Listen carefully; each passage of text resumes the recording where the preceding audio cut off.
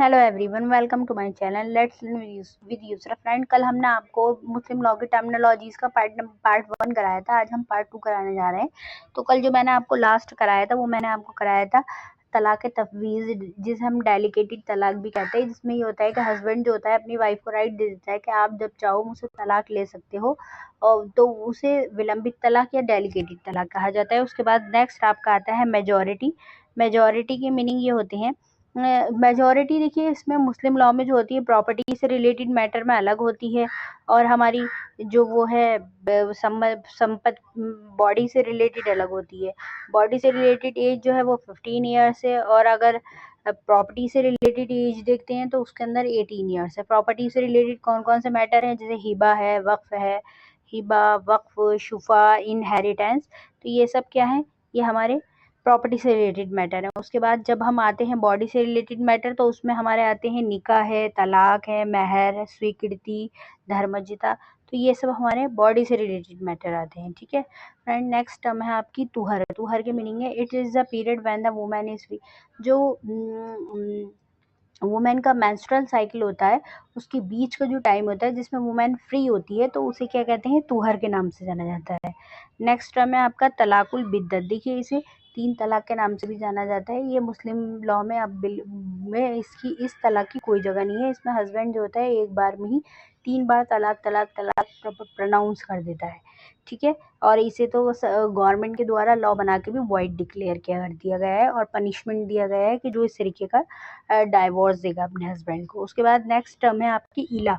इला की मीनिंग है हस्बैंड और not to perform sexual intercourse with his wife for a period of 4 month. जब हस्बैंड जो है कसम खा लेता है कि वो 4 महीने तक अपनी वाइफ के साथ सेक्सुअल रिलेशन इस्टेब्लिश नहीं करेगा, तो उसे इला के नाम से जाना जाता है। उसके बाद है नेक्स्ट आपकी है जिहर।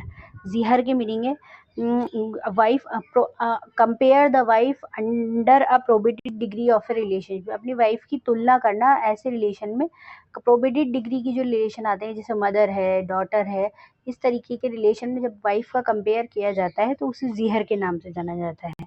उसके बाद है मुबारत। It's a kind of mutual divorce, means जब हस्बैंड और वाइफ दोनों अपनी आपसी सहमति से ये चाहते हैं कि अब हम डाइवोर्स ले लें, है ना, अब हमारा रिलेशन आगे नहीं चल पाएगा, तो उसे मुबारक के नाम से जाना जाता है।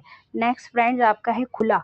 खुला की meaning it is a divorce at the request of wife. मतलब ये जो डाइवोर्स है ये वाइफ की रिक्वेस्ट पे होता है, कि जब पत्नी कहती है कि मुझे ये वाला मुझे आपसे तलाक लेनी है, तो उसे खुला के नाम से जाना जाता है। उसके बाद है फस्क।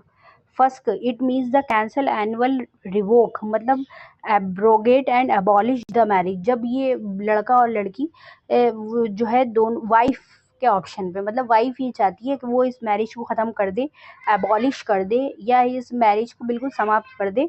लेकिन ये जो डाइवोर्स होती है वो जुडिशियल प्रोसीडिंग पे बेस्ड होती है, लेकिन ये ऑप्शन वाइफ के पास ही होता है। तो देखिए आप ये देख सकते हैं कि मुस्लिम लॉ में डाइवोर्स लेने के वाइफ के पास ज़्यादा ऑप्शन है कंपैरिजन टू हस्बैंड। उसके बाद है इकरार नसब। इकरार नसब की मीनिंग है it means acknowledgement by a father for his child, acknowledge of paternity. मतलब जब हम पितृत्व यानी बच्चे के फादर के जब उसके फादर जो होते हैं वो ये एक्नॉलेजमेंट, ये स्वीकृति दे देते हैं कि हाँ ये मेरा ही बेटा है, मेरा ही चाइल्ड है, तो उसे इकरार नसब के नाम से जाना जाता है। नफका। नफका की मीनिंग होती है मेंटेनेंस, है ना। It means to provide food tenants, जो इसेंशियल रिक्वायरमेंट थिंग्स होती हैं एक लाइफ के लिए, जैसे रोटी, कपड़ा और मकान, ये जीने के लिए बहुत ज़रूरी है, तो ये प्रोवाइड कराना, ये बच्चे के लिए भी हो सकता है और बड़े के लिए भी हो सकता है। ठीक है, उसके बाद है हमारा खर्चाए पानदान। खर्चाए पानदान की मीनिंग है कि betel box expense. It is जो हस्बैंड प्रोवाइड कराता है वाइफ को उसकी पर्सनल नीड्स के लिए, उसके जो अपने व्यक्तिगत खर्चे होते हैं उनके लिए जो हस्बैंड प्रोवाइड कराता है वो बीटल बैग्स ऑफ एक्सपेंस कहलाते हैं, और ये प्रॉपर्टी ऑफ द वाइफ, और ये वाइफ की प्रॉपर्टी होती है। उसके बाद नेक्स्ट है आपका वलियत। वलियत की मीनिंग है the guardianship of a person is term as a वलियत। मतलब किसी बच्चे की, किसी की भी गार्जियन, ज़रूरी नहीं है बच्चे की गार्जियन हो, किसी बड़े का भी हो सकता है, तो उसे वलियत के नाम से जाना जाता है। उसके बाद है वलियत नफ्स। उसके बाद नेक्स्ट ये भी वलीयत का ही स्टाइल है, the guardianship of A minor in person and property. अगर कोई माइनर है, माइनर पर्सन का गार्जियन है, ठीक है, और उसकी प्रॉपर्टी का, तो उसे वलियत नफ्स कहलाता है। उसके बाद है हिजानत। हिजानत की meaning the custody of a minor child, term it may be with the father और मदर डिपेंडिंग अपॉन सर्कमस्टेंसेस। देखिए ये परिस्थितियों पे निर्भर होता है। हिजानत कहते हैं कस्टडी, कि बच्चे की कस्टडी किसके पास रहेगी, मदर के पास रहेगी या फादर के पास। जैसे ही सर्कमस्टेंसेस होते हैं, जैसी परिस्थितियाँ होती हैं, ये उसी के पास कस्टडी चली जाती है। उसके बाद है हिबा। हिबा की मीनिंग क्या है? It means gift without consideration given by a living person to another person. देखिए एक जिंदा पर्सन के द्वारा दूसरे जिंदा पर्सन को जो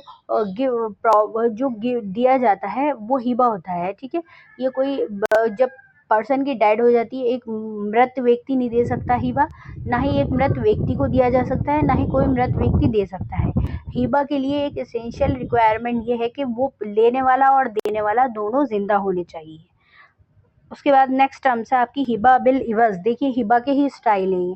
हिबा बिल इवज, इवज की मीनिंग है कि उसके बदले में कुछ देना, ठीक है। It is a gift by a person to another person to exchange for other gift. Donor and donee both exchange a gift. देखिए देने वाला और लेने वाला दोनों एक दूसरे को कुछ देते हैं, ठीक है। वो उसको कुछ देता है देने वाला, और लेने वाला उसको कुछ दे देता है। उसके बाद है हिबा बिल शर्तुल इवज। देखिए फ्रेंड इसमें जो वर्ड है शर्तुल इवज की मीनिंग है कि कोई कंडीशन लगा देना। इसमें देने वाला जो है और लेने वाले को ये कंडीशन लगा देता है कि आप अगर मुझे ये पर्टिकुलर चीज़ दोगे तो मैं आपको इसके बदले ये दूंगा, ठीक है। हिबा बिल इवज और हिबा बिल शर्तुल इवज में यही डिफरेंस है। हिबा दोनों देते एक दूसरे को कुछ है, लेकिन हिबा बिल शर्तुल इवज में एक कंडीशन लगा दी जाती है, एक कि आपको इसके बदले आप ये दोगे तो मैं आपको इसके बदले ये दूंगा, ठीक है। उसके बाद है सदका। It a gift given by a dedicated God is सदका। ये जो कोई भी गिफ्ट है जो ईश्वर के नाम पे दिया जाता है तो उसे सदका कहा जाता है। उसके बाद है अरियत। अरियत के मीनिंग है when a person transfer the right to use और एंजॉय टू द प्रॉपर्टी। जब कोई भी पर्सन किसी भी संपत्ति को ट्रांसफर करता है किसी दूसरे पर्सन को, ठीक है, लेकिन उसको ट्रांसफर करने का मतलब पर्टिकुलर रीजन ये होता है कि उसको ओनरशिप ट्रांसफर नहीं कर रहा है, वो उसको राइट टू यूज ट्रांसफर कर रहा है। मतलब उसे यूज करने का अधिकार, कि वो एक पर्टिकुलर पीरियड के लिए 1 ईयर 2 ईयर के लिए वो उसको यूज कर सकता है, लेकिन वो उसका ओनर नहीं है, तो उसे अरियत के नाम से जाना जाता है। उसके बाद है वक्फ। It is a typing of property in the ownership of God. It is to giving a religious and charitable purpose. जब religious और charitable purpose के लिए अपनी प्रॉपर्टी को जो है ट्रांसफ़र कर दिया जाता है ईश्वर के नाम पे, ठीक है। और ये इसमें देखिए वक्फ की एक सबसे बड़ी क्वालिटी ये होती है कि जो आपने ट्रांसफ़र कर दिया है उसे वापस नहीं लिया जा सकता।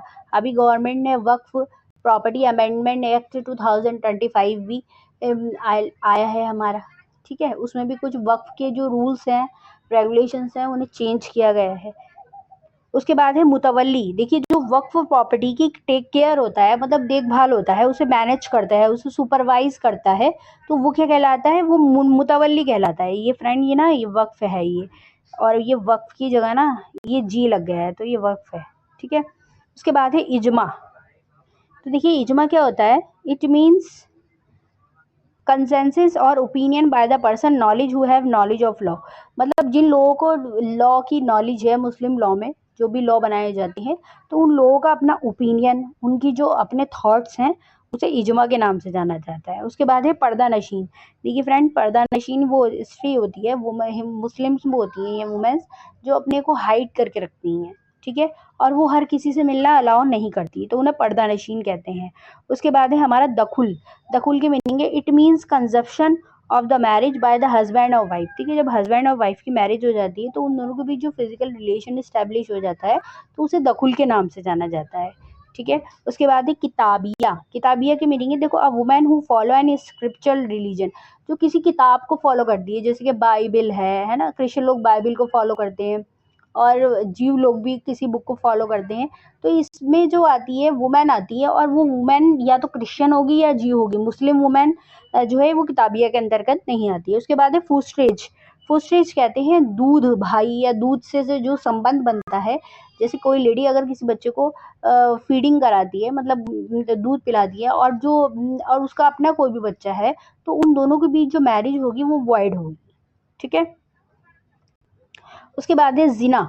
जो बातिल मैरिज हो जाती है और उनसे जो बच्चे पैदा हो जाते हैं तो वो क्या कहलाते हैं, वो ज़िना कहलाते हैं। आज की वीडियो में इतना ही। और अगर आपको मेरा पढ़ाया हुआ समझ में आया तो आप मेरे वीडियो को लाइक शेयर सब्सक्राइब जो चाहे कर सकते हैं। Thank you very much.